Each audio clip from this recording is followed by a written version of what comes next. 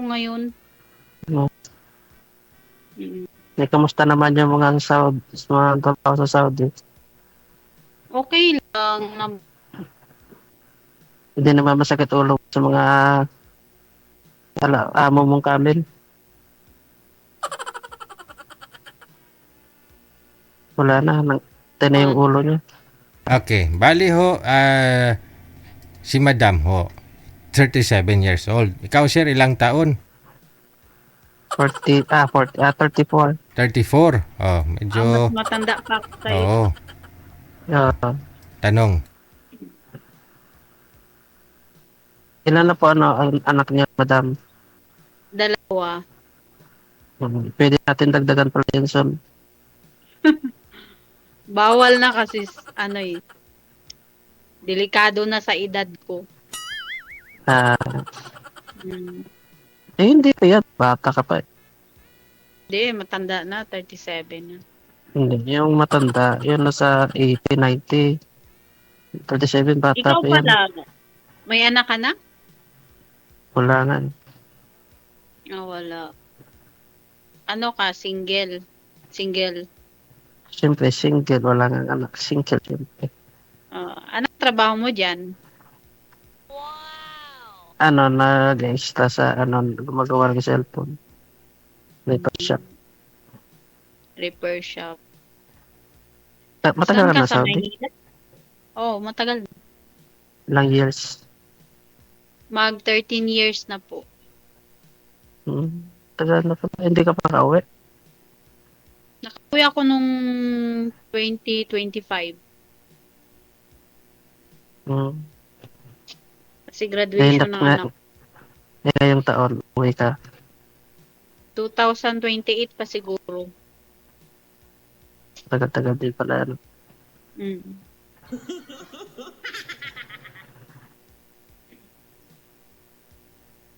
Anong tanong naman kanina? Sabi ko, matagal ka na dyan sa Maynila o taga dyan ka talaga? Hindi ako taga Maynila. Taga Negros ako. Occidental? Oo. Lahing Ilonggo. Dito sa Victorias. Ako pure Ilongga man din ako. Paano? Saan ka ba dati sa ano? Ako sa Cotabato. Bakit Ilonggo ba yung sa Cotabato? Oo. Tapos lumipat kami sa Jensan, kaya naging Bisaya na ako. Nakaintindi naman ako ng Bisaya. Konti lang. Ngayon, nalumipat ka dyan sa Saudi, baka Arabo ka na, ma'am? Hindi Arabic. Arabo, sir. Araba. Kasi sabi mo, Arabic na yung salita dito. Kasi sabi mo, Ilonggo ka, tapos lumipat ka doon sa naging Bisaya ka na. Lumipat ka dyan, baka pumunta ka ng China, Chinese ka na naman. Dito Arabic na. Arabic, hindi sila nag-i-English eh. Arabic. Hindi magaling ka na mag-Arabic? Suya. Magaling na mag-Arabic. Suya. Yalla. Mapikitir. Suya. Tanong po kay ma'am kasi sabi niya binata daw siya para makilala po ninyo. Bakit naging binata? Binata ka, sir. Single. Anong pangalan mo? Mike? Mike? Mike. Ikaw Mike. po ba, madam? Ano? Anong pangalan? Maylin. May pangalan ng kakilala ko dati. Akala ko ex mo. Malamang. Wala.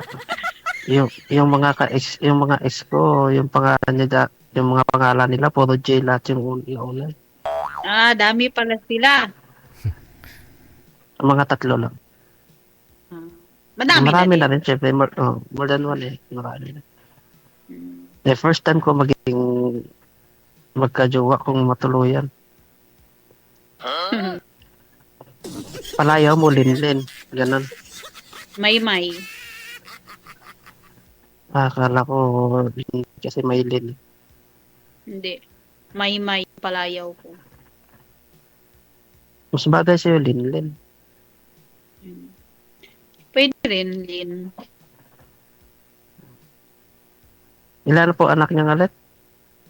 Dalawa. Dalawa. Ilang taon na? Yung isa, 14 years old. Yung bunso, 8 months. Ay, bago pala yung bunso mo pala. Eh, 8 months pa lang yung bunso mo. Eh, matagal ka na nakauwi dyan. Hindi, 2026. bumalik Ah, ako nung 2020. nung February 2. Oo nga pala, 2025 nakauwi ka. Bumalik ako dito nung February 2. Ibig Tapos sabihin, yung anak ko, nagka-jowa ka dati noong 2025. Yun yung napuntis mo oh, sa bunso mo. Eh, ano nangyari doon? Saan naging karelasyon mo? wala. Hindi Anong wala? nag-click. Paano hindi nag-click? Anong dahilan? Basta para sa akin, private na yun. Private life ko na yun. Hindi, para ano ba? Para malaman natin kung anong ayaw mo sa isang lalaki, gano'n ba? Mm. Gusto ko na lang man yung simple lang, yung ganun. Walang tinatago. Ganun lang. Number 1 talaga yung tanggap yung mga anak ko. No, simple, number one yan. Pero ano pang yung iba? Yung simple lang siya. Yung May maraming klaseng simple. mapagmahal sa pamilya, ganun. Basta number 1 talaga, yung tanggap talaga yung anak. Yung Pasko. Di bale na hindi ikaw tanggap, basta yung anak mo tanggapin lang ano. Yan yung number 1 na yung requirements Oo. sa gusto ko sa lalaki. Eh ano naman ayaw mo sa lalaki? Hambog. Yung tulog. Yung Tikalon. pakainin lang ng pakainin, no? Oo. Siyempre, kailangan niya magbanat ng buto kasi siya yung lalaki, hindi yung ako pa yung buhay sa kanya. Bakit? Mahirap Naranasan yun. mo yan na dati sa asawa mo? Yung nagbabalat ng buto? Kasi hindi naman kami nagtagal, hindi din kami nagsama. Hmm. Yun lahat ng lalaki. Nagbabalat talaga ng buto pag mayroong pamilya na. Kasi yung panganay ko, ako talaga yung bumuhay niyan. Since sa akin talaga. Since bata pa. Ako talaga. Kaya nag-decide ako mag-abroad. Kasi nga, kumbaga, heartbroken, kailangan kong lumayo. Ganun ba yun? Pag okay, kailangan mo lumayo. Eh ako, heartbroken ako. Bakit di ako lumayo? Sa Pinas, dito pa rin ako. Depende naman kasi yan. Iba kasi ako mas pag heartbroken ako, ginugugol ko yung oras ko sa trabaho. Ano sa tao naman na. Bakit ka broken heart ka rin, sir? Dati, syempre, yung kalibin ko ba? Oo. Ano nangyari? Ngayon, yung nag-away lang sila ng asawa niya. Eh, syempre, tama sa akin. Hindi, ikaw naman Parang- nagparaya, di ba? Nakwento mo yan sa akin kagabi. Oo, ako, kaya nga, ako nagparaya. Oh, yun lang. Pinaraya ko kasi nga, ay, ang kaya ko din naman sa lahat, yung, alam mo, hiwalay na sila ng lalaki, yun nakikipag-chat pa. So, parang ang sarap-sarap ng kwentuhan nila habang ako nasa trabaho. Eh, nakikipag-kwentuhan pa rin sa ex niya. Eh, di, nung nalaman ko, binalik ko na lang. Ano po ba yung usapan nila na nakita mo at masabi mong sarap? Ano, yung parang, yung isa na sana, yung mga talaga anak niya. Yung anak lang yung kakamustahin.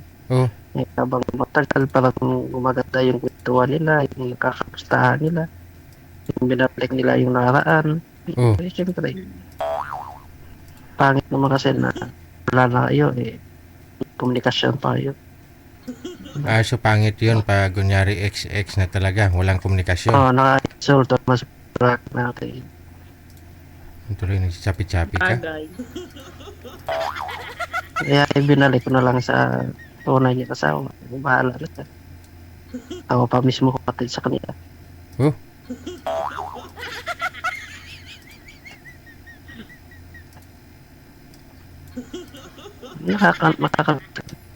na marami din kami pinagdaan. Pero banda ko wala lang din pala. Ilang taon din kayo, sir? 1 year. 1 year. Matagal-tagal na Oh. din.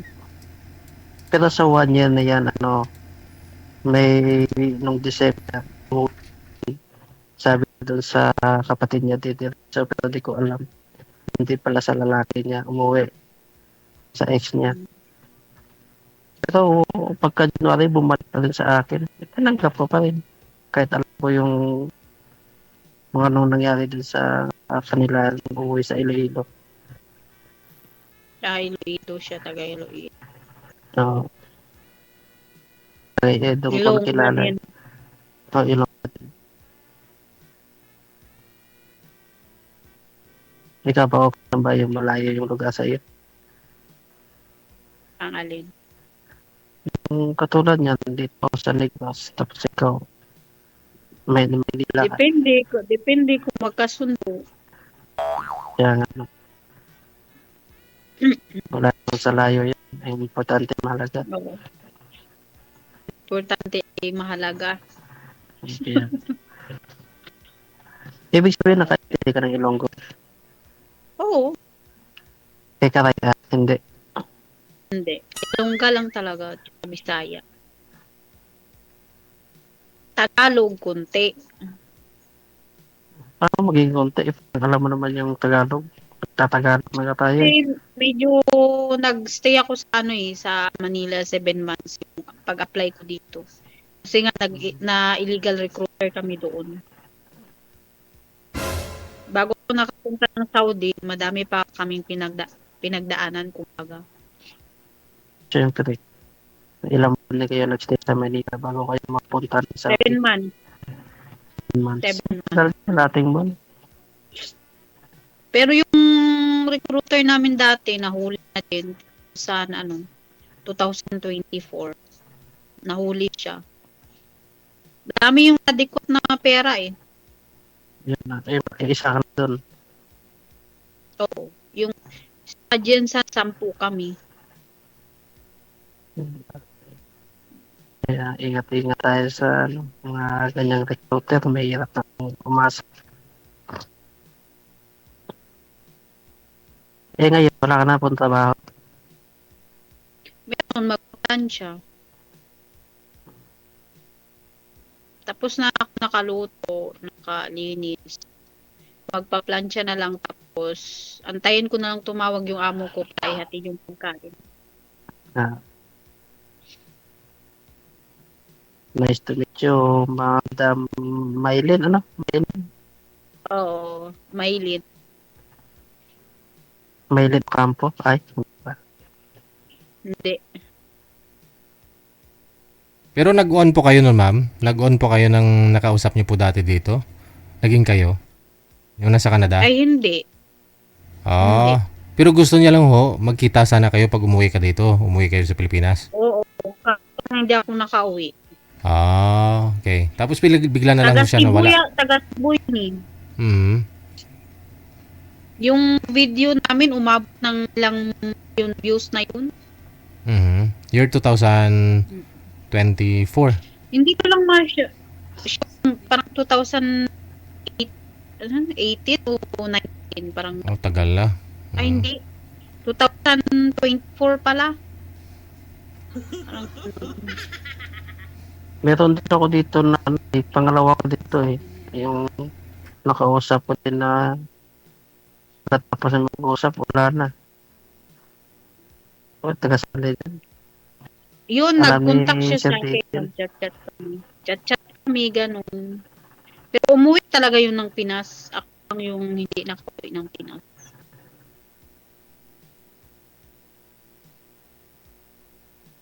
Ano yun siya divorce yun siya, sabi niya, divorce. Boston.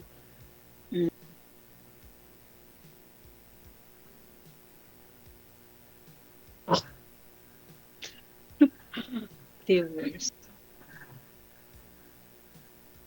Yan na siguro. Wala na akong tatanong. Wala na akong maikita. Okay. Importante yung malaga makausap kita, gano'n. Oo. Depende na sa sitwasyon mamaya kung anong Mm. mangyayari. Depende na lang. Kung magkasundo o hindi. Kaya nga. Sana all. Yun, Sir DJ, yun na lang siguro, wala na. Wala na din. Siya magpaplansya pa rin eh. Kaya, Mm. Dito kami magpa-plancha ako.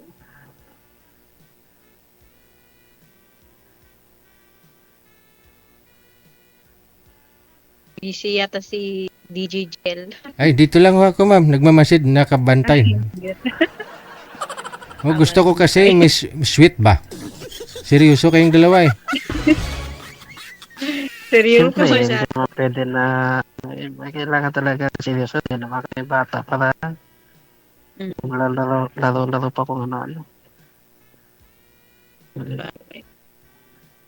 Kaya natin pag itong, ano eh, seryoso, yung Wanted. tao makakausap Wanted natin. dito kayo. May kasing, ano lang, trippings lang. Iba, para lang mapansin dito, kaya sumasali. Hindi, yung iba seryoso talaga. Maramihan din naman seryoso, pero yung Ngayon ako sir, wala po pero- kayong nililigawan kasi sabi mo nagre-repair ka ng cellphone. Wala po bang ano dyan? Wala po bang mga dalaga na nagustuhan? wala po. Meron, dahil matagal na ako nag-asawa, may anak na. Mm. Nahinto din kasi yung panliligaw sa babae nung last year. Dahil din sa parang nakakatama din na puro paasa na. Puro paasa. Paano mo Meron kasi nasabing ako puro paasa? Meron kasi ako naging karelasyon sa taga Bicol din dati. Yung nasa Iloilo ako nagtatrabaho. 2 months kami LDR. So, nung 3 months, pagdating ng November, pinapunta ko sa nung Iloilo. Siyempre, ako, gusto ko magkita rin kami. Kaya binita ko yung motor ko, pamasahe niya papunta dito. Ako kumuha ng ticket sa kanya, sa airport. Tapos hindi siya Ngayon, pumunta. nagpunta naman. Nagsama kami 1 month. Isang buwan kami nagsama. Pagdating ng December, siyempre, yung birthday daw ng anak niya.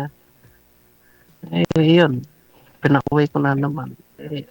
Siyempre, parang nakukonsensya din ako na din ng anak niya, never pa niya nakasama. Kasi galing siyang Lebanon, hindi pa niya nakasama yung anak niya sa birthday. Abroad Kaya din. pinauwi ko. Oo. Pinauwi ko. Nung pinauwi ko na ng December 8, yun. Hindi ko na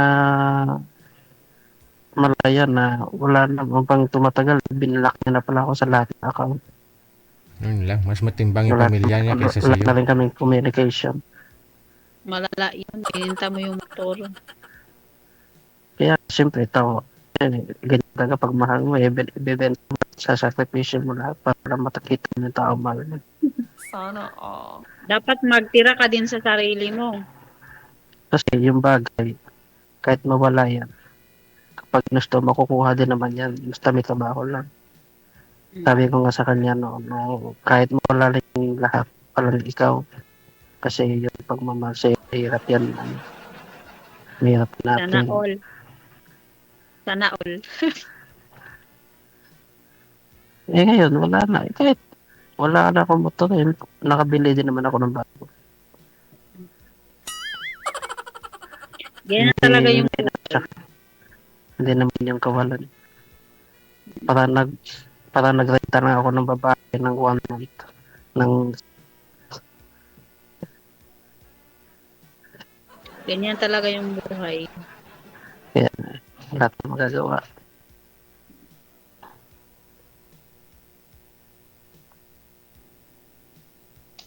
Pwede ko din alam kung may kasi nung siyempre buntis, hindi ko alam kung Baka sa'yo yun. talaga o hindi.